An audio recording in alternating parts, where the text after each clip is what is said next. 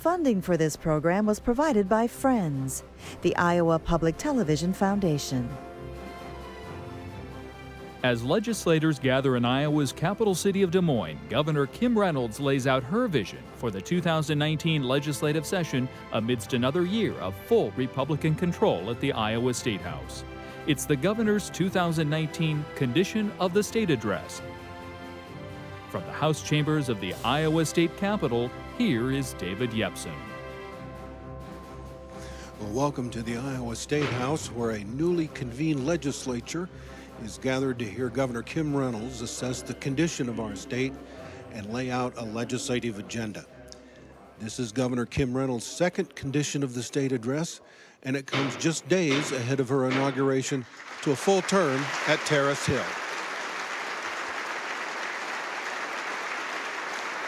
The governor has entered the chamber, flanked by her family and members of the legislature. They always have a committee that escorts them into the chamber.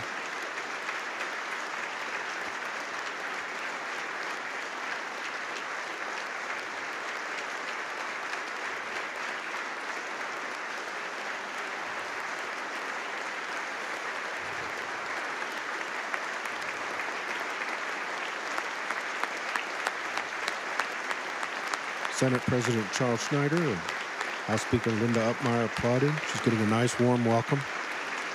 There are always good feelings this stage of a session. The fights will come later.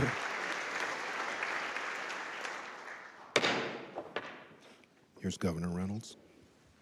It is my pleasure to introduce Governor Kim Reynolds for her Condition of the State message for the 2019 session of the General Assembly.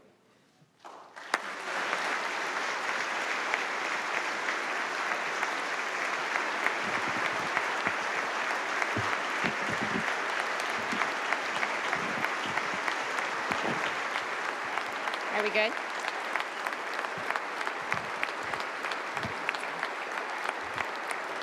Thank you. Thank you. Thank you.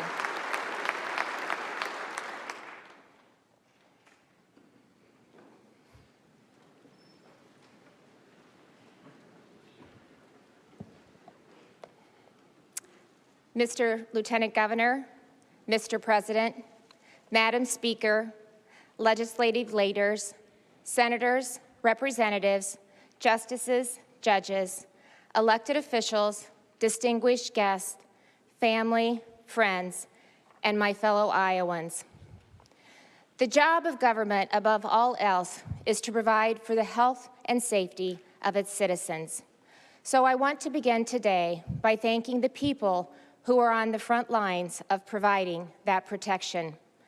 Our men and women who serve in the military, law enforcement, and as first responders who risk their lives for us, and some pay the ultimate sacrifice. It was with great sadness last week we laid to rest Clinton firefighter Lieutenant Hosette, and it's with prayerful hope we watch firefighter Kane recover from the same tragic event. For these men and women, service isn't just part of their job, it's who they are, whether their uniform is on or off. Take Billy Fox. After graduating from Central College, he enlisted in the Army and joined the Special Forces. After almost 8 years of active service and tours in the Middle East, Billy returned to civilian life. He began his job search through home base Iowa, and eventually landed at Vermeer back home in Pella. He started on the production line and quickly became the head of security, where his instincts to serve and protect would be put to use in ways that no one could imagine. On July 19th, a tornado ripped through Vermeer's campus, completely destroying one factory and heavily damaging others. It was devastating, and I saw it firsthand the next day.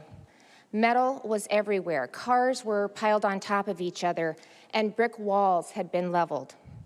Yet, there was not a single fatality, not one. Thanks to Billy's calm and experienced leadership, the 3,000 employees and visitors attending Vermeer's Customer Appreciation Day were safe. Despite an all-clear issued by a paid weather service, Billy and his team kept everyone sheltered and in doing so, saved their lives. Billy, please stand so that we can recognize your service, leadership, and bravery.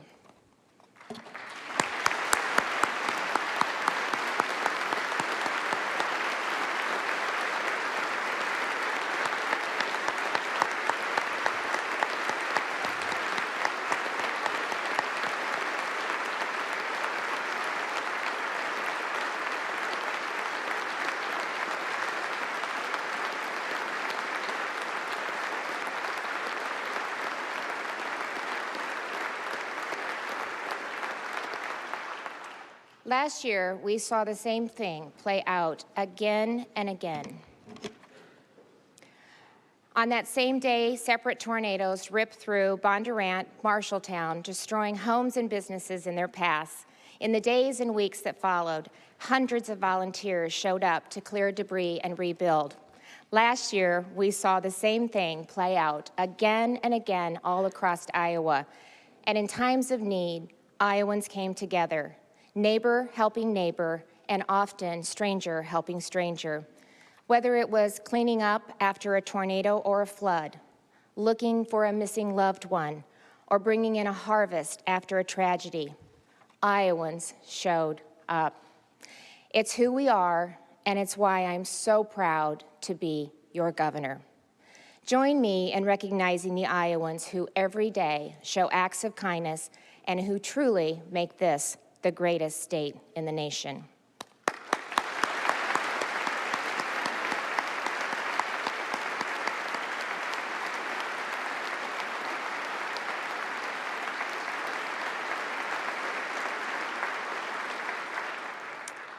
For those of us who have the honor to represent these Iowans, it's our job to live up to the example they set. And there's no better time than the condition of the state and the days that follow to set aside our differences and forge a common vision. Iowans expect no less. Working across the aisle isn't an impossible task. We've done it. And by continuing to put Iowans first, we honor 4 public servants whose belief in diplomacy, principles, and bipartisanship made an incredible difference in millions of lives. In 2018, America lost a great leader with the passing of President George H.W. Bush, a man whose legacy is one of service, statesmanship, values, and whose commemoration served as a reminder for all Americans of the nobility of public service. Iowa also mourned the passing of Governor Robert D. Ray, whose civility, courage, and common sense style of leadership set the highest standard for those who followed. We grieved the passing of Congressman Boswell, a proud veteran and public servant who willingly reached across the aisle on so many issues to make Iowa a better place. And 3 weeks ago, we lost the legendary U.S. Senator John Culver, whose energy, passion for politics, and timeless wit highlighted the best of Iowa. If we've learned anything from the passing of these devoted public servants, it's this: working together with deep resolve, we can achieve more than we ever dreamed possible. Last year was another year of significant accomplishments. Together, we passed the largest income tax ever as part of a groundbreaking tax reform package, a record investment in K-12 schools, achieved collaborative water quality bill, my first bill signed as governor. We protected the sanctity of life, provided affordable health care options to thousands of Iowans, and by unanimous vote, enacted comprehensive mental health care reform and the Future Ready Iowa Act. Indeed, it was an historic year.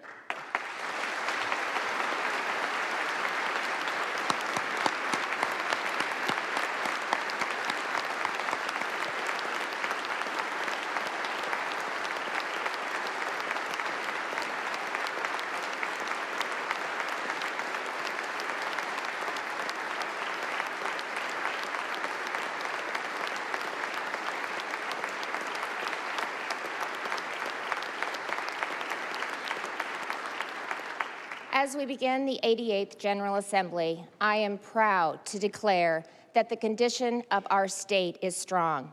Our budget is balanced, our cash reserves are full, wages are going up, unemployment is at an all-time low. Because of the people and the power of their ingenuity, Iowa is soaring.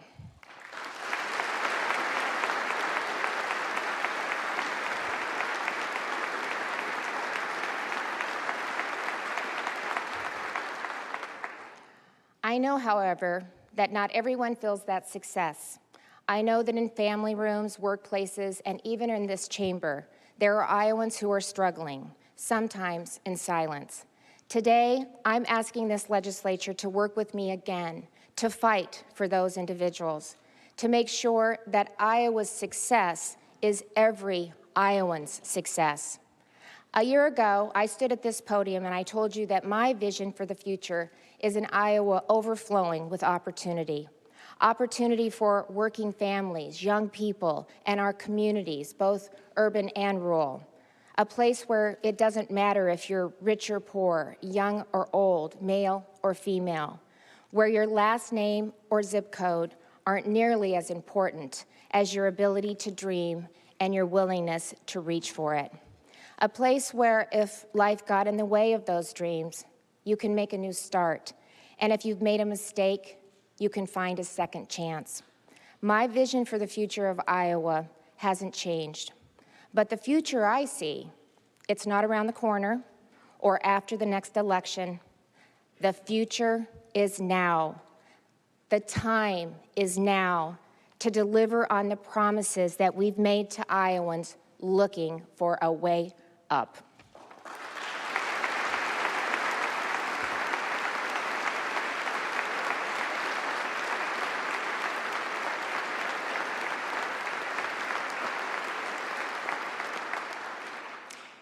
It starts by taking the next step to prepare Iowans for dynamic careers and lifelong learning. And really, that's what Future Ready Iowa is all about. At its core, it recognizes that there is dignity and meaningful work, that Iowans yearn for the opportunity to better themselves. And guess what? Those opportunities are right here in Iowa. It directs resources where we need them most. It identifies high-demand jobs like computer programmers and electricians. It educates Iowans about those opportunities and provides support for individuals seeking rewarding careers. We've already started putting the policy into action. Last fall, Future Ready Iowa Summits were hosted in 18 communities across our state. We brought together employers, educators, and local leaders to discuss how communities could use Future Ready Iowa as a springboard to propel Iowans into new careers. In fact, at one of the summits, the North Scott superintendent decided to launch an apprenticeship program for advanced manufacturing, attracting the interest of employers like John Deere and Eagle Engineering, and students like Maya Harrington. To encourage education and training beyond high school, Fairway has started a program to help employees pay down their student debt. And Ruan Transportation started a technology apprenticeship program for giving young Iowans yet another path. We will see this play out again and again and again over the next few years. Future Ready Iowa is a powerful tool to grow family incomes, meet employer needs, and strengthen our communities. The time is now to invest in Iowans and their future, and today I'm calling on the legislature to take the next step to appropriate $20 million to fund the plan that we put in place last session.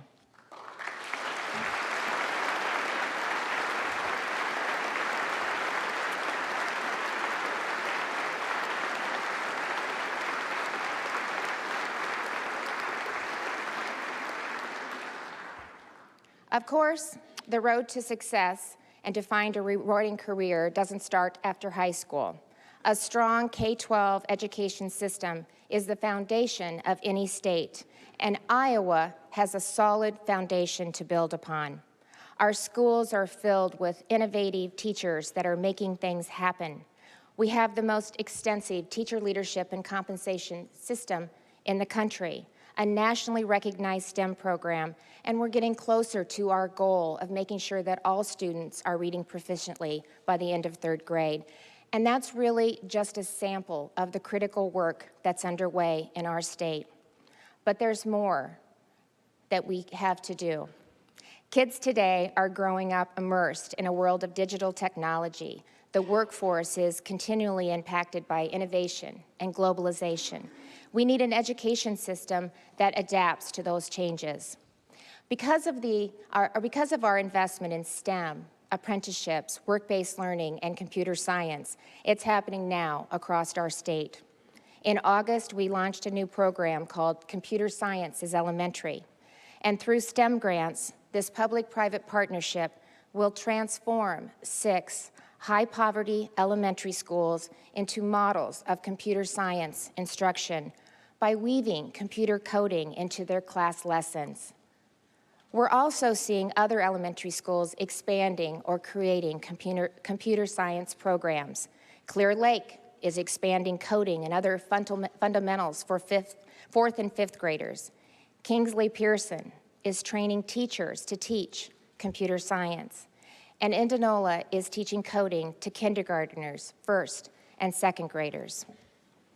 Iowa students are getting amazing real-world learning experiences, like Central Campus in Des Moines, where this week, high school students will start a semester-long program called NeuroSmart. Through partnerships with Kemin, Des Moines University, and the STEM Council, these students will get hands-on experience in the fields of neuroscience and business. In the gallery, we have students from the Central Campus with us today. Please stand so we can recognize you, and we look forward to seeing what the future holds for you.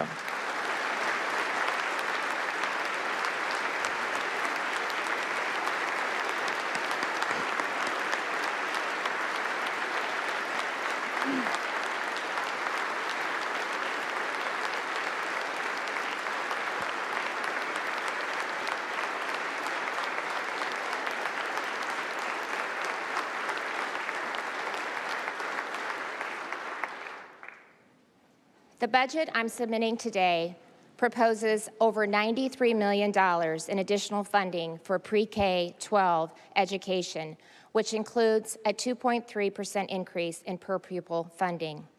I'm also requesting $11.2 million to reduce higher transportation costs per pupil and $1 million in new money for STEM funding. In total, that would bring our pre-K through 12 investment to almost $3.4 billion this year, an investment that we can be proud of.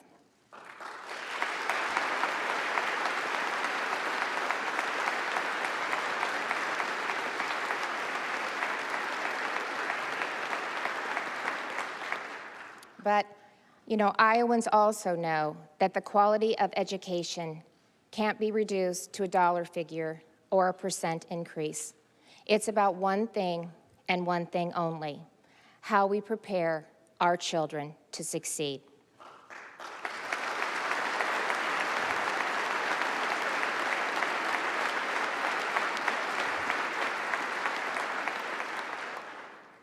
Over the last 8 years, I have been so blessed to travel the nation and the world on behalf of Iowa. These trips have provided ideas on what we can do better, but also they've given me perspective on what makes Iowa so unique. From river to river and border to border, Iowa is speckled with vibrant communities, each with its own character and story to tell. Every 10, 15, or 20 miles, there's another town, another school brimming with pride, and another main street filled with excitement and hope.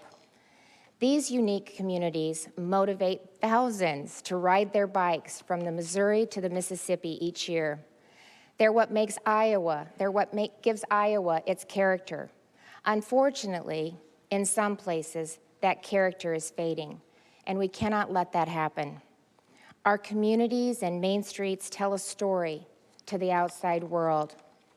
So my question to each of you is this: how do we want our story to read, that we've given up or that we're full of hope for the future, that we're tired or full of energy, that we've lost our vision or we're innovative and creative, that we're fading or growing.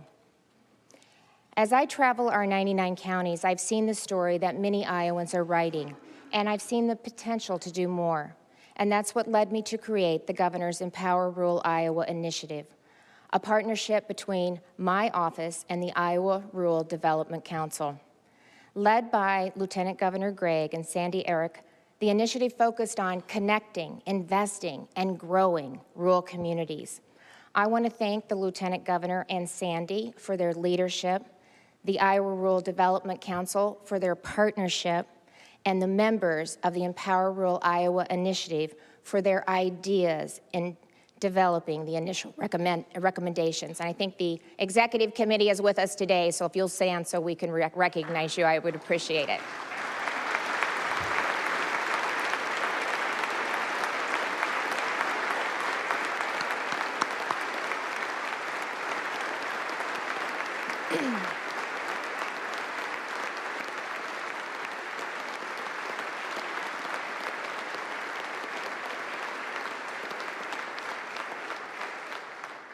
It's no secret we need to keep our communities connected if we hope to keep and attract young people. Over a century ago, our town's proximity to the railroad was key. Over the last 100 years, our focus has been on highways and interstates. And by the way, it's that focus that finally gave us a completed 4-lane U.S. Highway 20.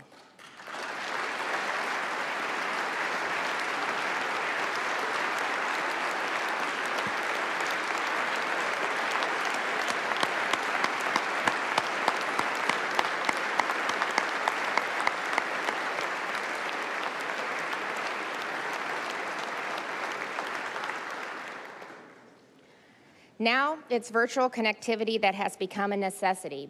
Businesses, schools, hospitals, and even our combines rely on high-speed internet. U.S. News and World Report says, and I quote, "The Hawkeye State leads the nation in efforts to bring ultra-fast access to every city block and every rural acre. But I know, and we know, there's more to do. To ensure that every part of Iowa has the same opportunity, I'm requesting $20 million split over 2 years for broadband infrastructure. This funding will accelerate expansion and leverage an additional $120 million in private investment for high-speed internet.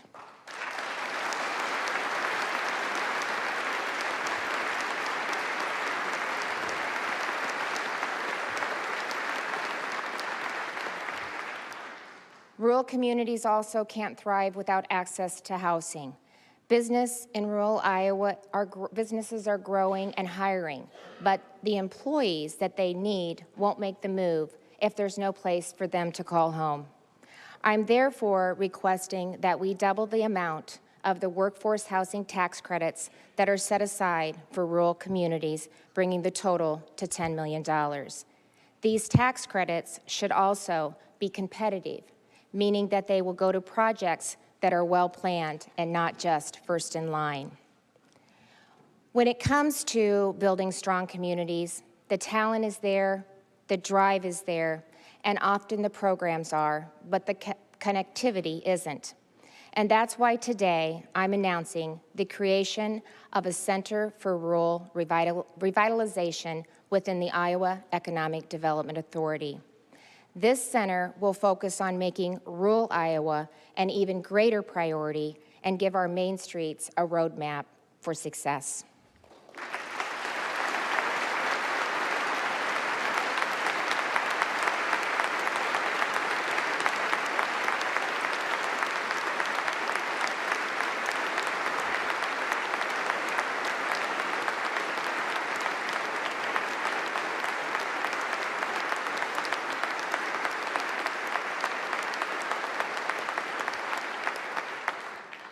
In places like Jefferson, Iowans are already showing that with ingenuity and drive, our small towns can be as vibrant as they've ever been. Since 2012, over 100 Greene County residents volunteered over 29,000 hours to raise funds, write grants, and work on committees. They've transformed downtown Jefferson, attracting 14 businesses and rehabbing dozens of buildings. And just recently, voters overwhelmingly approved a bond referendum that will build a new high school, that will house a career academy, that will feed to a new downtown business called The Forge. The Forge, owned by Pillar Technologies, will employ 30 technology consultants, many of them just out of high school. Pillar has successfully brought that same concept to the Silicon Valley, Columbus, Ohio, Ann Arbor, Michigan, and Des Moines. And now it's coming to downtown Jefferson. Why?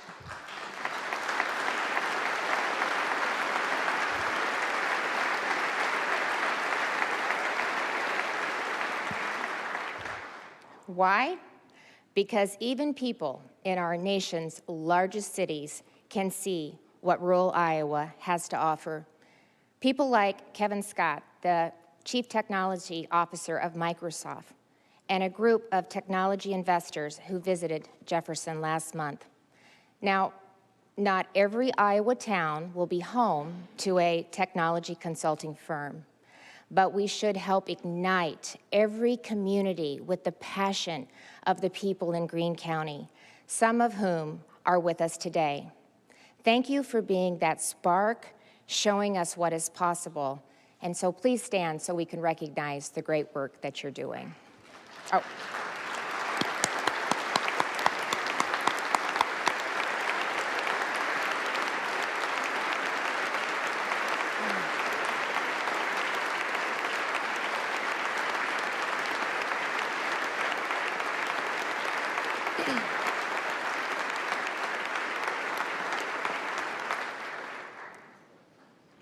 Since taking the oath of office, one of my priorities has been to create an integrated and coordinated healthcare system. We made great strides on that effort last year. We passed legislation that gave Iowans affordable healthcare options.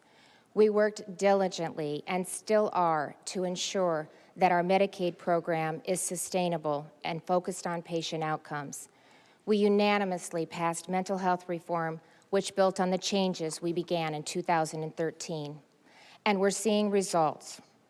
In a recent report, Mental Health America declared that Iowa's overall mental health system is the 7th best in the nation, and 3rd when it comes to the adult system.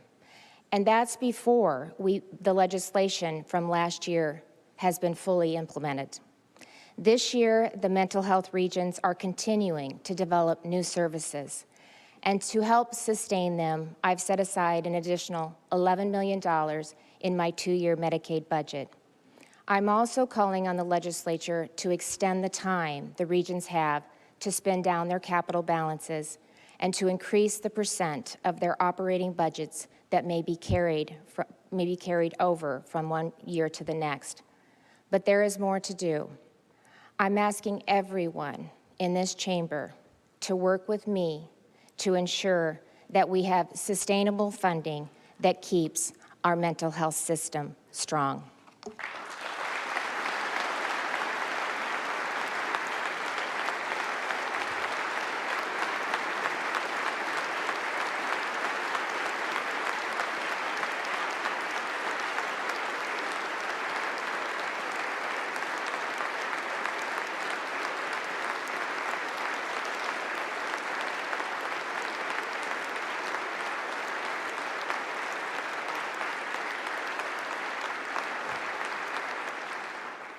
Another essential piece of a strong mental health system is having adequate behavioral health providers.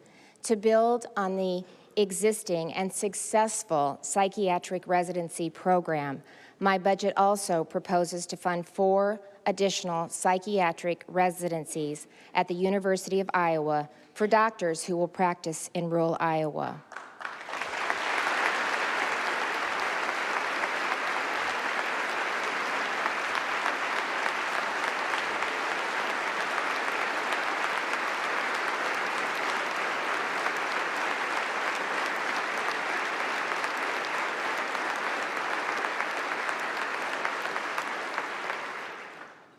I've also asked for new funding to train nurse practitioners and physician assistants on mental health, also through the University of Iowa. Our efforts aren't over yet, but by working together, we will have the best adult mental health system in the country.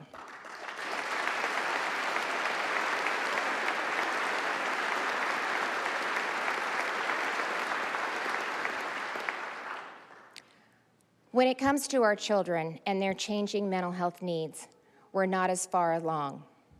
That's not for a lack of talking and working on it. We've been doing that for more than 20 years. It's time to move past the talking phase.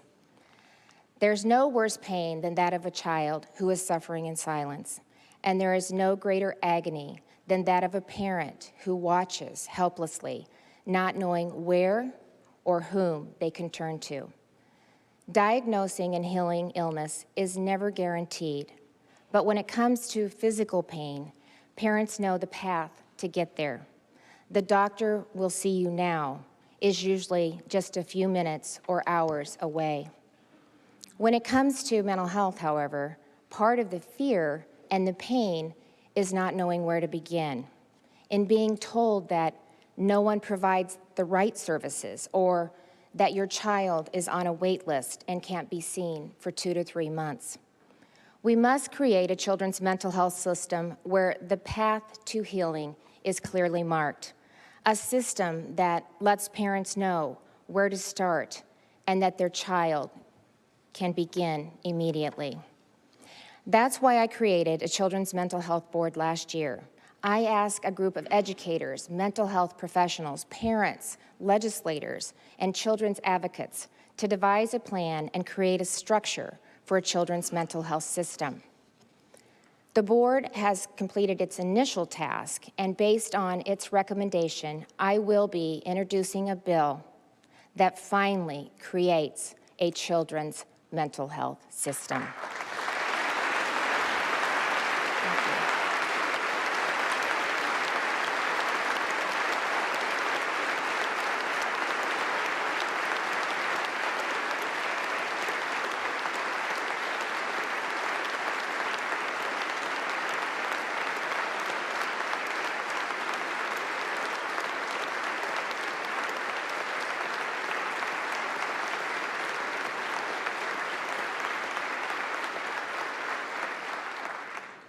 I'm also calling on the legislature to appropriate additional money for home and community-based children's mental health services so that we can eliminate the waiting list that currently exists.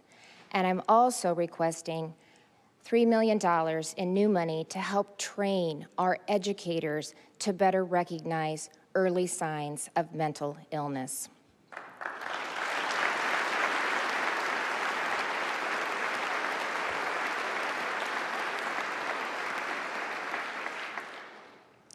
Creating a comprehensive children's mental health system will take time, but we can and we must take action. The days of merely talking are over.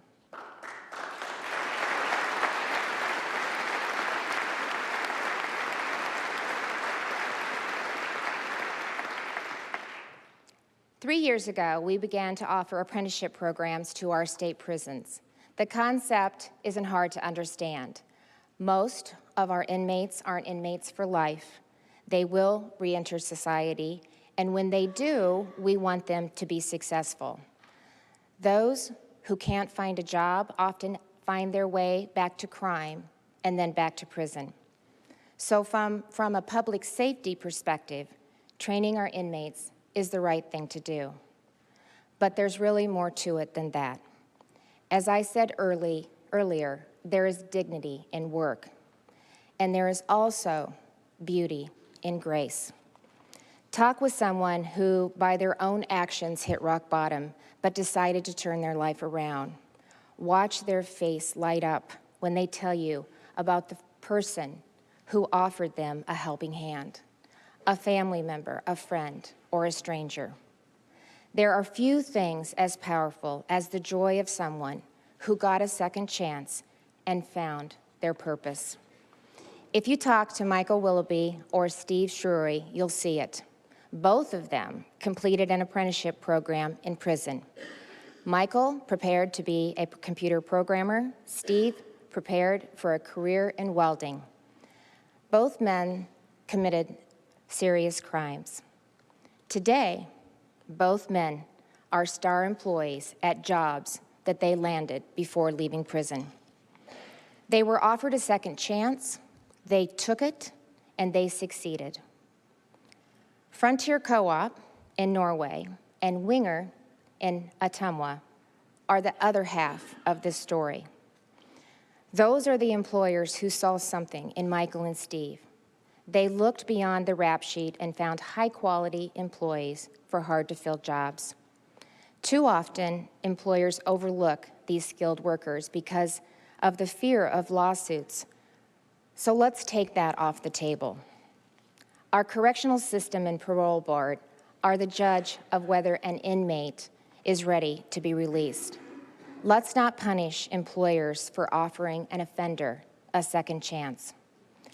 I'm calling on the legislature to send me a bill that protects employers like Frontier and Winger who hire Iowans with criminal records. Michael and Steve are with us today, and so are Megan from Frontier and Jim Keck from Winger.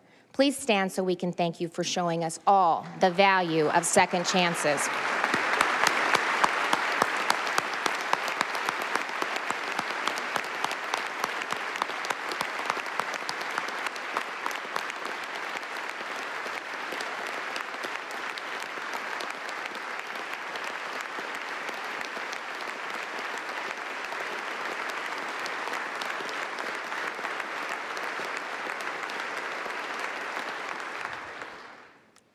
We have a skilled worker shortage and a prison full of inmates. So let's get them the skills that they need and place them with the Frontiers and Wingers of the state. To that end, I'm announcing today that we're establishing a new home building program at the Newton Correctional Facility. In partnership with the nonprofit Homes for Iowa, this program will provide housing that is needed throughout Iowa, and it will provide training for jobs that are in high demand. A win-win.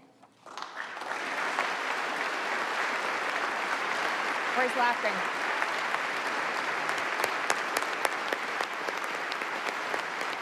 Thank you.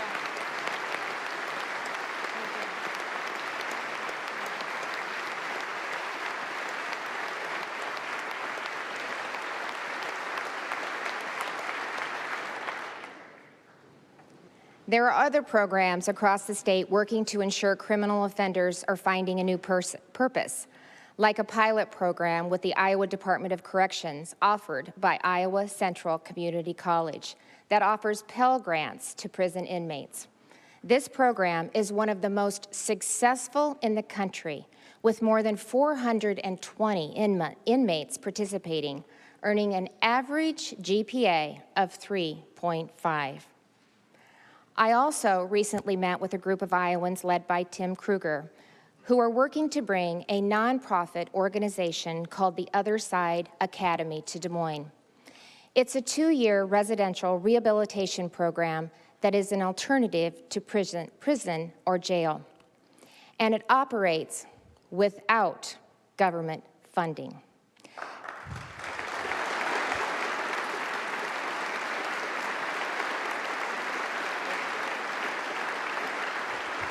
We can do both. It sustains the program through the businesses run by its participants, and those are just 2 examples. Together, I believe there's even more we can do, and we can start with felon voting.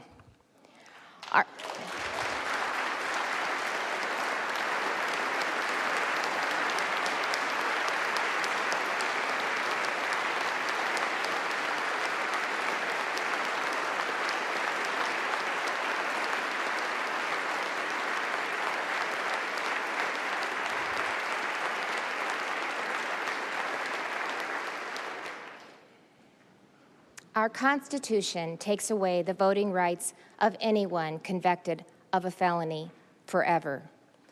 Only 2 other state constitutions have a similar provision, and last November, the people of Florida voted to remove their ban. Through the power of clemency, the governor can restore those rights, and I've done that 88 times since taking office. But I don't believe that voting rights should be forever stripped, and I don't believe restoration should be in the hands of a single person. After the election, an Iowan stopped me at my grandson's basketball game. I had restored his rights, and he wanted to tell me in person how much that meant to him. How when he stepped into the voting booth, he felt a dignity that had been missing even after leaving prison. I don't think this man and others like him who have completed their sentences should have to wait for my say or any future governor's say before they get that dignity back.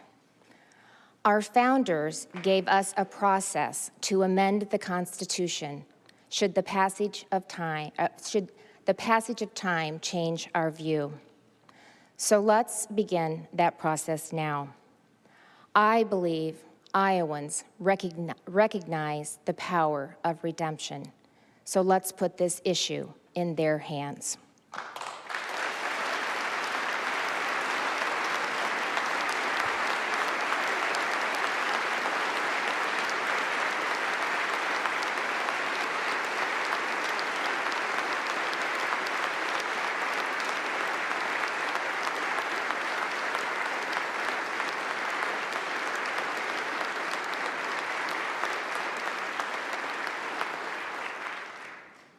That's not the only constitutional amendment we should consider. As it should, our Constitution deals extensively with the rights of the accused and convicted, but it never mentions victims. In all the focus on second chances and forgiveness, we should never forget about the victims. I know each of you in this room believe that, so let's show it. This year, let's start the process of enshrining victims' rights into the Iowa Constitution like 36 other states have done. Let's send victims a loud and clear message. We will protect you.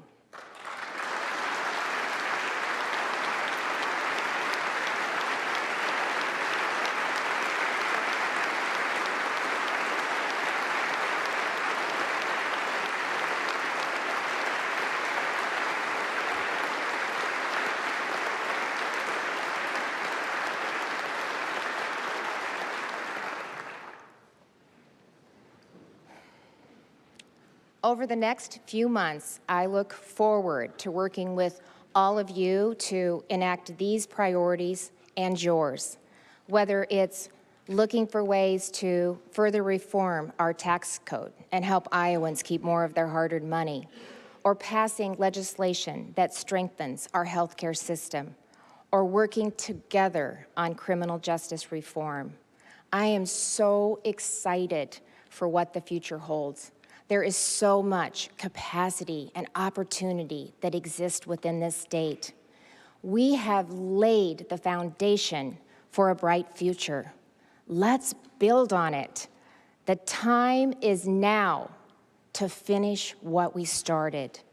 The time is now to cement Iowa's status as the best state in the nation. And the time is now to deliver on the promises we've made to Iowans looking for a way up. Thank you. God bless you. God bless this great state of Iowa. Thank you.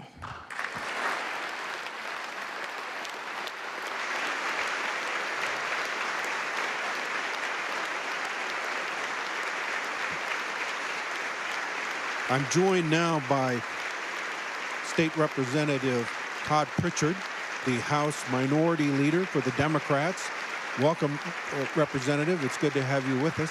Thank you for having me. It's a And pleasure to be here. congratulations, you've just been elected to your position recently. So Thank you for that. It's a great job. we appreciate you taking time to be here and give us your view and the view of Democrats as to what did you think of this speech today? Well, I think, there's opportunities for us to work with the governor on many of these priorities that she's laid out. Important to Democrats would be health care and education. Those are our two top priorities. It'll be a relief if we don't have to go backwards with de-appropriations like we have the last few years for education, particularly for the Regent universities. And so we're here to remind the governor and our colleagues in the Senate and House that we're here to work together, but we want to move the state forward. So we're pleased with some of the priorities, particularly with mental health and education. What are some of the specific things you want to see in the field of mental health and education? Well, anything. Iowa has a mental health crisis. We have a health care crisis generally. The Medicaid system is not working. Last year we heard from Governor Reynolds in her first State of the State that the Medicaid system needed work. I didn't hear today that there was going to be what I would call an appropriate fix to deal with the Medicaid privatization fiasco that's been created in the state. So we'd like to see something going forward that takes care of Iowa's citizens. And what about some of the issues that she didn't mention today? Are there things specifically you can think of that legislators will want to be talking about? I'm thinking of the proposal that some lawmakers are floating to deal with the way we change selection of Supreme Court judges. Right. How do Democrats feel about that? Iowa has a merit-based system for selecting Supreme Court justices. It's a model for the rest of the nation. Changing that, inserting politics into the selection of our Supreme Court justices is not a good idea. It doesn't serve anybody. It doesn't serve the state. She did not mention that issue today. Are there other things you can think of that may be sitting out there that cause concern to Democrats that she didn't talk about today? Well, we've heard a lot of Republicans talking about property tax reform or income tax reform. I didn't hear her speak to that. We're curious as to the budget process, what the Republicans, what they want to do on the revenue side. As she mentioned, we did pass a historic tax bill last year. I think we've got to give it some time to see how that impacts the state revenues. But that was one thing I've heard a lot of her colleagues talk about on the Republican side of the aisle, but I didn't hear her speak of that. So are you optimistic about this session, or do you think that we're going to see a lot of wrangling? We live in partisan times, Representative, as you know. I'm always optimistic. This is an opportunity. It's an opportunity to move the state forward, to do good things for Iowans. And I always start the session optimistic. I hope, we've always done well working to find ways where we can work together, and I hope that continues. There are going to be differences, absolutely, but we're here to move the state forward. Representative Todd Pritchard, thank you for joining us today. Good luck in your new role as Minority Leader of the House Democrats. We appreciate you taking time to be with us. The pleasure's mine. Thank you. Again, thanks to House Minority Leader Pritchard for joining us. We'll be discussing the legislative priorities this Friday on Iowa Press. Representative Pritchard and Senator Janet Peterson, the Democratic leader in the Senate, join us to discuss the upcoming session. That's Iowa Press Friday night at 7:30 and Sunday at noon. For our entire hard-working Iowa Public Television crew here at the state capitol, I'm David Yepsen, and thanks for joining us today.